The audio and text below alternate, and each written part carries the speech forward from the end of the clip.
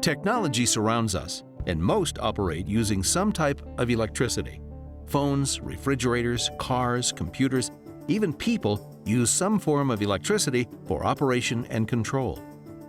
In people, it might be thought synapses in the brain, or electromotor control for walking or competing in sports. Machines are no different. Computers use signals, wired or wireless, analog or digital, to stop, start, open or close, motor and monitor the remote control units all around us. So to understand how remote telemetry and process control systems work at a utility or in the real world, we have to start at the power source, electricity. Electricity is defined as a fundamental form of energy observable in positive and negative forms that occurs naturally, as in lightning, or is produced, as in a generator, and that is expressed in terms of the movement and interaction of electrons. The electricity we use today comes in two types: direct and alternating current. Direct current is electricity that moves continuously in one direction. Direct current is generated by rotating type DC generators and batteries.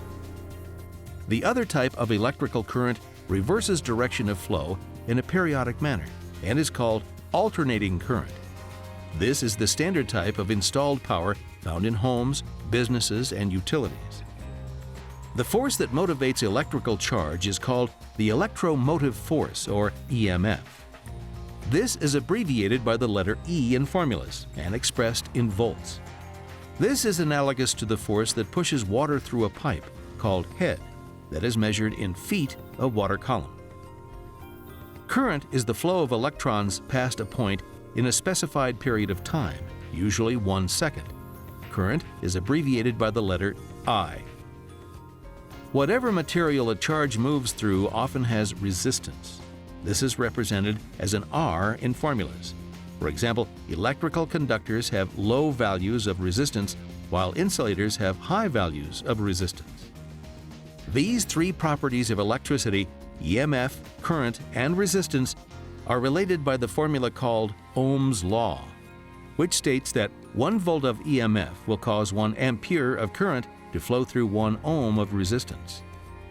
Written mathematically, it would be E equals I times R. So mathematically, if any two of the quantities are known, it is simple to calculate the third. These electrical properties are properly known by their units of measurement. That is, EMF is called voltage, current is called amperage, and resistance is called ohmage. All electrical properties use metric units.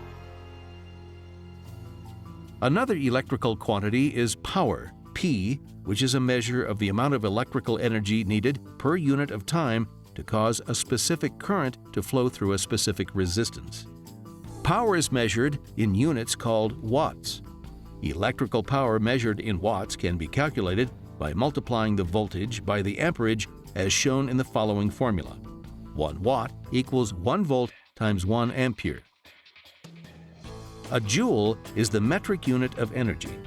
1 watt is defined as 1 joule of energy flowing past a point in 1 second. The English unit of power is a horsepower, and the English unit of energy is a calorie.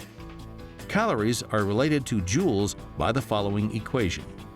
1 calorie equals 4.18 joules. The English unit of power is a horsepower.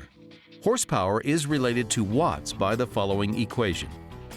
1 horsepower equals 746 watts, and or 1 horsepower equals 550 foot-pounds per second. Most electrical motors are rated in horsepower. A motor's rating is the amount of mechanical power that it delivers, and not the electrical power that is required to make it run. Because of the power factor and motor inefficiencies, approximately 1,000 watts, 1 kilowatt, is required to power each horsepower of a motor. Electric motors are used to power more than 95% of the pumps used by municipal water supply. So understanding basic electrical knowledge is important in keeping motors running and pumps pumping.